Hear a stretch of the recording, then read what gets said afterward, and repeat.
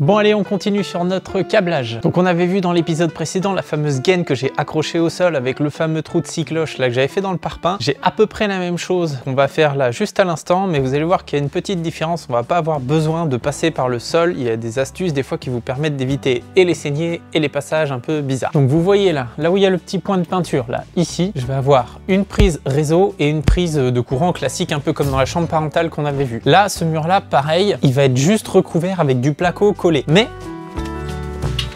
quand on fait le tour, en fait, on voit que de ce côté, il est isolé. Donc en fait, simplement ce qu'on va faire, on va préparer les trous de scie cloche et on va percer à travers ce mur pour rejoindre le doublage, parce que mon câble de prise, il est là. Mon câble RJ45, il est là. Et ici, il y a un passage qui est déjà, si vous voulez, pour pas avoir de pont thermique, ce parpaing-là, il va pas toucher le parpaing du mur extérieur. Donc là, il y a tout un passage. Donc on va faire filer nos câbles ici, faire le tour par derrière pour éviter justement les saignées, passer par le côté où il y a de l'isolant et juste par les trous de forêt qu'on va faire là et là, on va pouvoir ramener nos câbles et on n'aura que les trous de scie cloche à faire et les deux trous de forêt, pas de saignée, pas de gaine qui passe au sol avec des pontées, des chevilles, des machins, ce qu'on veut, et ce sera beaucoup plus simple. Donc, générique. Disjoncté. Et salut les disjonctés, donc si t'es nouveau sur la chaîne, n'hésite pas à liker, à t'abonner, à partager. C'est valable aussi pour ceux qui sont là depuis longtemps et je sais que vous le faites déjà énormément, donc moi je vous remercie également énormément. Donc voilà, troisième épisode sur le câblage de la maison neuve. Je pense qu'après celui-là, ça mettra un peu de temps à ce que je vous refilme encore cette maison.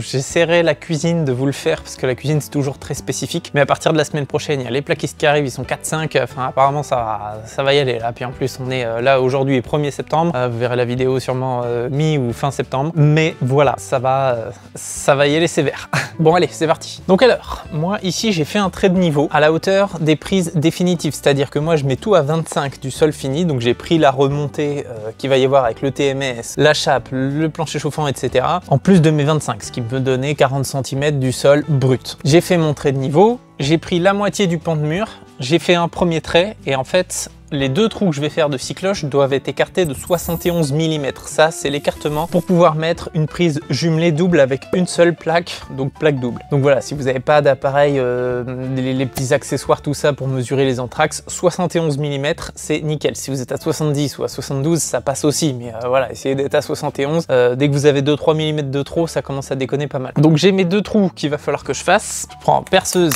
je fais mes trous de forêt de 6 sur chaque.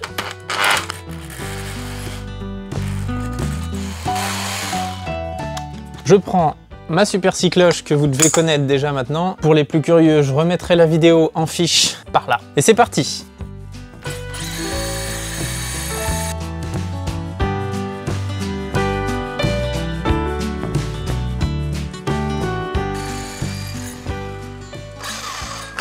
C'est merveilleux.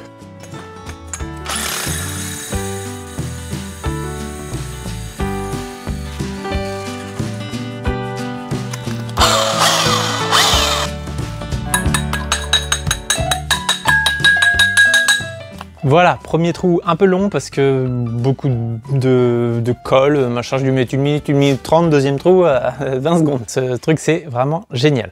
Maintenant, on va s'occuper donc de faire les trous pour aller de l'autre côté. Pour ça, on a un petit forêt à béton, donc ça c'est vraiment top aussi, ça c'est les mèches de 1 mètre, donc 1 mètre à tête béton. Ça c'est du diamètre 22 mm, donc c'est quand même, voilà, on peut faire passer les gaines de 20, gaines de 16.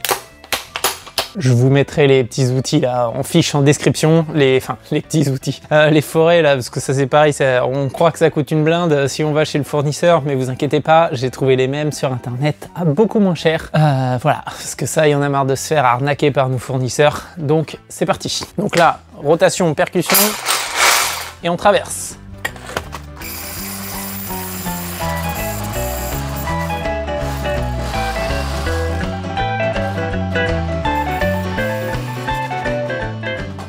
Pour nos trous, c'est très rapide parce que c'est simplement des parois avec du vide d'air à chaque fois dans les parpaings. Donc on pète première paroi, deuxième paroi et puis on est de l'autre côté, pas la troisième puisqu'elle est déjà cassée par notre trou de scie cloche. Ensuite, je prends donc mon câble de prise qui arrive d'une autre prise.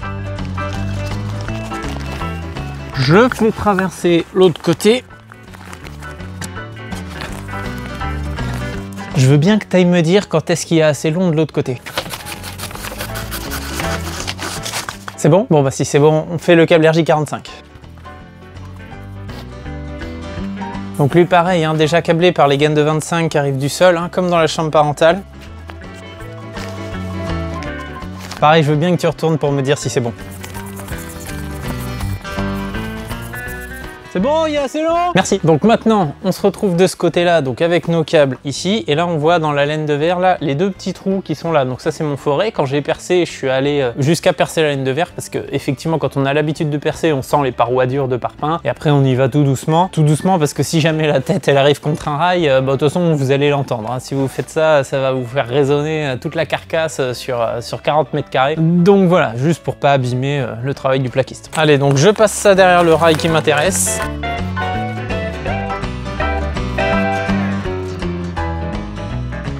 Et on envoie ça dans les trous. Alors là, c'est là où il faut bien viser parce que ça risque de buter contre à peu près tout.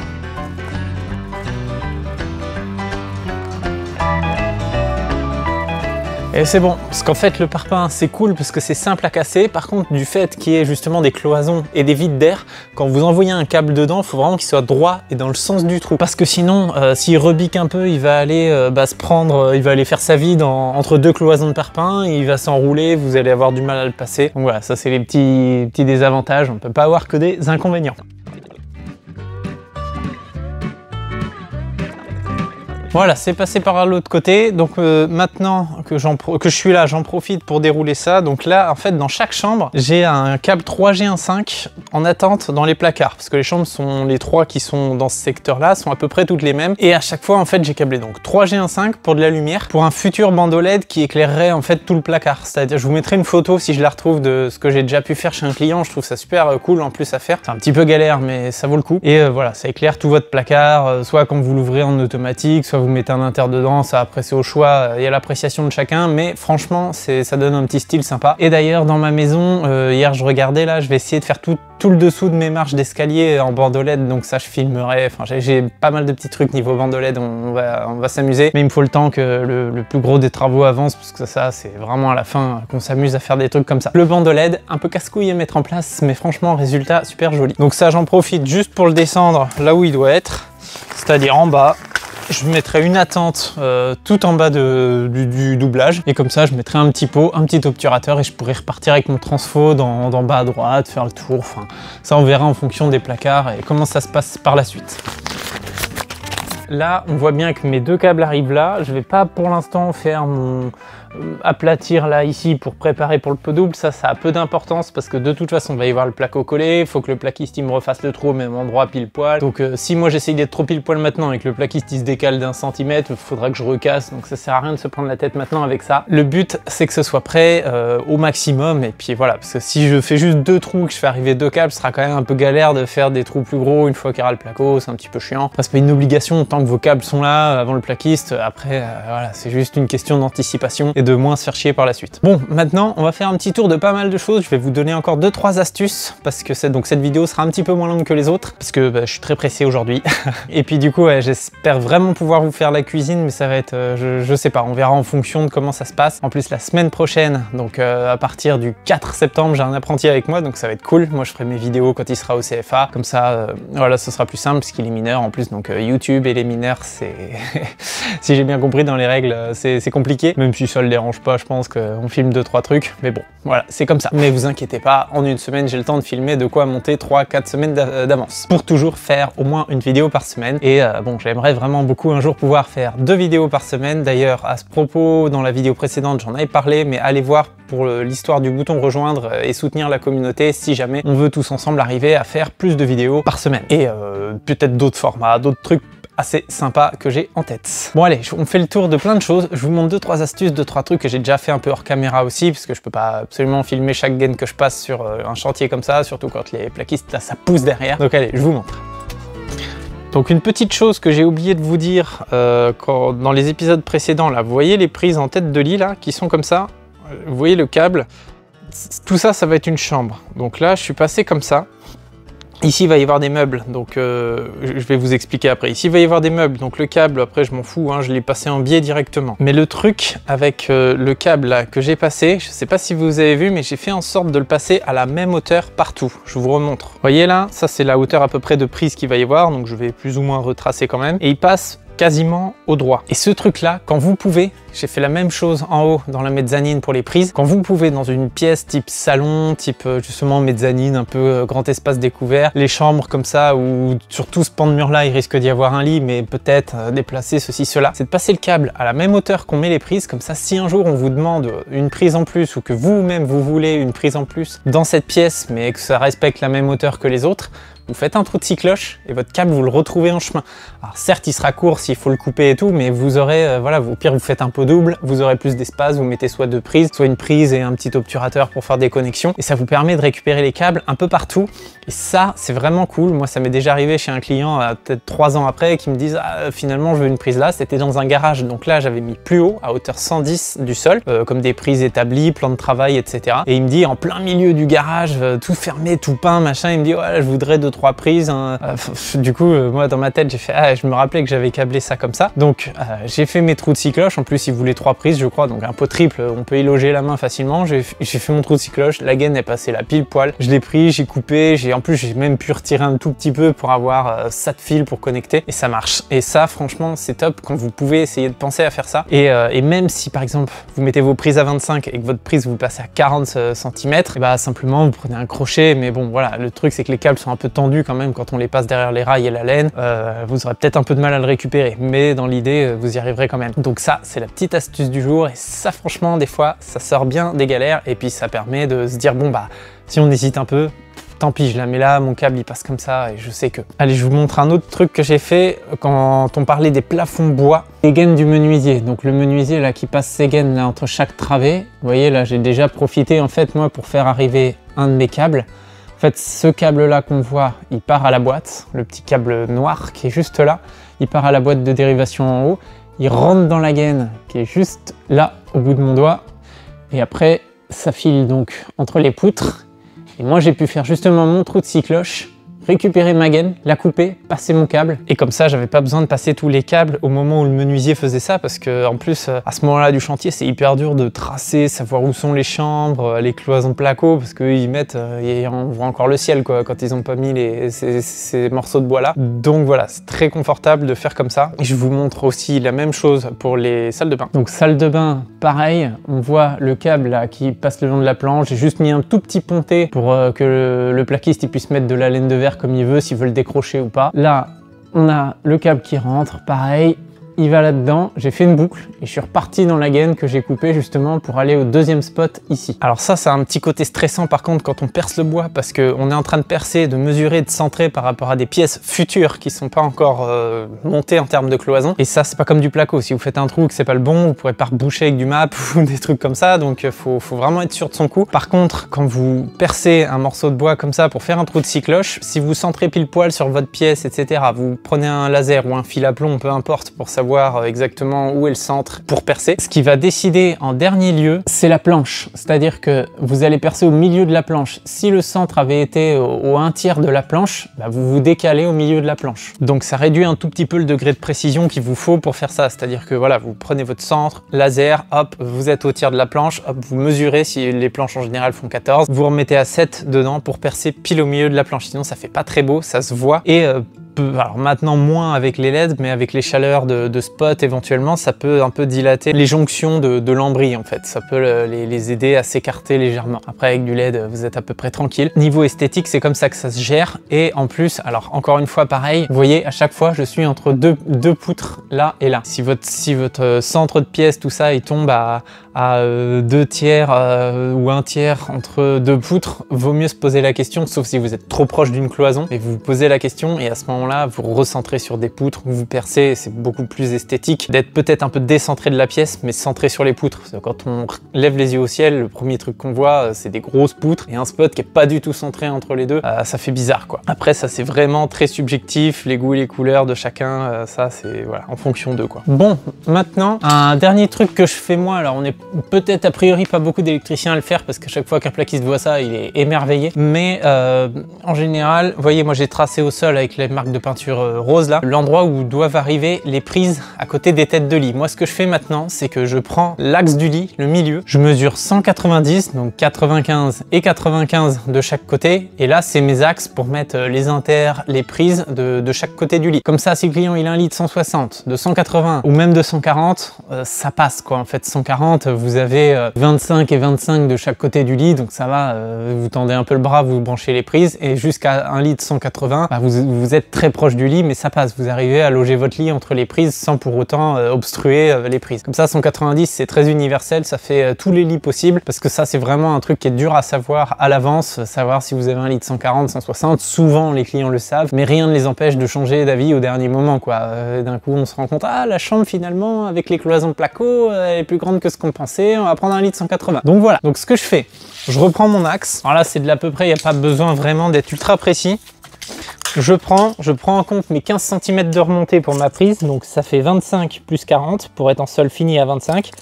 Je refais un petit point de peinture, voilà, comme ça il sait, le plaquiste, que c'est ici que doit rester le câble de la prise. Pareil pour l'inter, donc les inters en tête de lit, moi je les mets à hauteur 90 fini du sol, donc 90 plus 15, 105, 105, hop, voilà. Comme ça, après lui le plaquiste, il est pas trop con, il voit l'axe ici. Il trace sur sa plaque, il fait un trait aligné et il me fait 2 trous de scie cloche s'il sort les câbles. Il y a des plaquistes qui sortent les câbles, d'autres non. Moi, idéalement, je préfère sortir moi-même les choses, sauf quand il y a un gros paquet de fils, type un peu plus gros que celui-là, où là, c'est vraiment handicapant pour le plaquiste de laisser un gros tas de fils pour sa plaque, sa force dessus, donc vaut mieux qu'il fasse le trou, qu'il les sorte, histoire que ça l'embête pas trop. Mais dès lors qu'il y a juste un câble ou deux, moi, je préfère qu'on me les laisse derrière, qu'on me fasse une croix et que je sorte tout comme ça, je suis seul responsable de ça. Parce que le problème, sur les chantiers, c'est qu'il y a plein de plaquistes qui font des trous. Alors c'est cool, ça part d'un bon sentiment, mais il suffit que l'inter qui est au-dessus, il soit aligné et la prise d'en dessous décalée de 2-3 cm, ça se voit, franchement ça se voit. Alors il y a plein de gens qui font peut-être pas gaffe, mais ça fait pas terrible. Et pareil pour les hauteurs quoi, si dans une chambre vous avez une prise à 25 cm du sol, l'autre à 30, etc. Sur 2 pans de mur différents ça va aller, mais sur un même pan de mur ça peut se voir et franchement c'est pas terrible. Et à ce moment-là, à la fin du chantier, quand le plaquiste a fini, quand nous on est en train de mettre l'appareillage, tout ça, etc. Le client il arrive, on met l'appareillage, il dit ah vos prises elles sont pas alignées, sauf que à ce moment-là le plaquiste ça se trouve il reviendra même pas, les bandes sont finies ou quoi que ce soit, et là vous êtes un peu comme un con, et puis c'est toujours délicat de dire c'est pas ma faute, c'est la faute du flân. Donc ça c'est chiant. Donc c'est pour ça que moi je préfère tout sortir. Bon ce plaquiste là lui il veut sortir les choses, donc bon après comment ça se règle quand il y a un problème quoi. Pour les spots c'est pareil, il faut que ça soit aligné dans un couloir, etc. Après il y a plein d'artisans qui en ont rien à foutre de tout ça, mais pas moi. Voilà pourquoi je préfère tout sortir avec un laser, des mesures à moi, et comme ça se passe très bien. Et puis je suis, voilà, il n'y a qu'un seul responsable de l'alignement des prises, pas deux, et surtout pas un deuxième qui est déjà plus là quand il y a des problèmes. Donc voilà, moi je vais faire mon petit tour du chantier comme ça avec ma peinture. J'ai encore 2-3 repiquages à faire de prises à droite à gauche, toujours au niveau des chambres. La cuisine, j'ai encore rien. La cuisine, j'ai encore rien commencé, donc il y a tout à faire, mais bon, après la cuisine, ça va, il y a beaucoup de câbles, beaucoup de circuits, mais ça va assez vite parce que tout est au même endroit et c'est quasiment que de la ligne directe, quoi. Vous voyez là, par exemple, j'ai une gaine de 40 qui a été passée, qui part jusqu'au tableau sous la dalle, qui va jusque là-bas, parce que j'ai un petit îlot central, donc à ce moment-là, dans l'îlot, je mettrai, je crois, à plaque de cuisson, j'ai circuit de prise type prise télescopique, des trucs comme ça, donc ça, voilà, sans problème. Et après, j'ai tout le tour avec des gaines encore au sol, là, vous voyez, j'en ai 2 ici en 25, il m'en reste une de libre ici, j'en ai encore 2 là, encore 2 ici, 3 même. En plus, ça fait partie des gaines qui sont les moins loin du tableau, parce que les gaines dans les chambres là-bas, quand j'étais tout seul à tirer, c'était pas... Voilà, c'était un peu une galère, mais ça va bien se passer. Et après, derrière moi, là, tout ça, c'est tout le côté technique. Donc là, ça va être les alimentations de pompe à chaleur, les alimentations de machine à laver, sèche-linge, enfin voilà, j'ai plus tout en tête, mais il y a aussi une pompe de relevage, donc qui va passer par là, qui sera percée pour aller à l'extérieur. Pour la dépendance, au fond du jardin, elle, j'ai une grosse gaine de 80-90 qui sort à l'angle, donc pareil, qui va jusqu'au tableau. Je tirerai un gros câble, là ça va être pas un gros câble, ça va, vu qu'on est en triphasé, ça va être un 5G 6 carré, et là-bas je remettrai un petit tableau en tri pour alimenter donc ce tableau secondaire qui aura son disjoncteur au tableau principal pour tout couper et protéger le câble qui part. Et de là-bas, il y aura un différentiel qui servira de coupure générale, donc un différentiel en tri qui sera lui calibré en 40 ampères. petite révision. Donc il sera, le câble 5G6 sera protégé par un disjoncteur 4 pôles en 32 ampères et le différentiel qui sera dans la dépendance qui servira de coupure principale et en même temps de différentiel, lui, il sera calibré en 4 x 40 ampères, en 30 milli de sensibilité, mais 4 x 40 ampères. Comme ça, il sera au-dessus du 32, donc là, on sera sur la règle de l'amont, c'est-à-dire qu'il sera plus balèze. C'est un peu comme si le disjoncteur abonné, c'était le 4 x 32. Il sera en 4 x 32, donc on met plus gros, comme ça, s'il y a un problème de surtension, c'est le 4 x 32 qui fera son boulot, pas le différentiel, sinon le différentiel, il fond. Et après, de ce petit tableau-là, je répartirai les quelques circuits que j'ai là-bas. Il n'y aura pas grand chose, mais bon, au moins avec un 5G6, je suis sûr d'avoir largement la puissance nécessaire, parce que le seul truc qui va pomper là-bas, ce sera sûrement un petit chauffe-eau tampon, un peu de chauffage, et puis 2-3 circuits de prise, quoi. Ah oui, j'ai encore un petit truc à vous montrer. Donc là, pareil, on voit mon tableau qui est par là-bas avec le tas de gaines. Tout ce plafond là, c'est le plafond de l'entrée. On voit bien la porte qui est là. Donc là, j'ai 3 spots qui sont dans ce plafond. Et là, je suis censé avoir un espèce de poteau en placo, enfin sur le plan, il y a un truc qui vient là. Je sais pas encore ce que c'est, en tout cas, ce sera sûrement pas du béton, mais ce sera une espèce de petit retour placo sur lequel je vais pouvoir mettre pas mal d'inter. Mais sauf qu'ils avaient besoin de fermer les plafonds avant. Donc moi, ce que j'ai fait, c'est que j'ai passé 2 gaines de vin vides avec un tire-fil jusqu'au tableau. Comme ça, voilà, avec 2 gaines de vin, je peux créer au moins 8 inter si besoin. Il n'y aura pas autant, mais voilà, j'ai une prise, 3-4 inter. Et j'ai fait la même chose pour l'angle opposé qui est juste là. Parce que le morceau de parpaing qui est là, lui, il sera habillé avec du placo. Alors, je sais pas si j'aurai de l'espace ou pas, s'il faudra que je fasse dessaigner, mais voilà, au moins j'ai 2 gaines de vin de chaque côté. Je fais ce que je veux. L'important, quand vous êtes en train de faire du câblage, c'est que des fois, si vous avez un doute, parce que je pense qu'une gaine de vin de chaque côté aurait suffi, mais toujours dans le speed, les machins, les trucs, moi je préfère perdre une gaine que de perdre une journée à repasser des trucs après derrière. C'est pas pour ce que ça coûte, donc faut pas hésiter sur ce genre de choses. Et puis dans le pire des cas, vous coupez à ras la gaine si vous êtes sûr à un moment donné qu'elle vous sert plus, vous la repoussez, vous rebouchez avec du map et puis terminé quoi. Bon, j'espère que ça vous aura plu. J'essaierai de vous faire un petit suivi de temps en temps de cette maison parce que ça va être, je pense que ça va être assez sympa en termes esthétiques et tout. Ça va être grandiose. Donc voilà, merci beaucoup d'être toujours présent et puis en attendant, portez-vous bien, soyez malins, soyez disjonctés. Salut!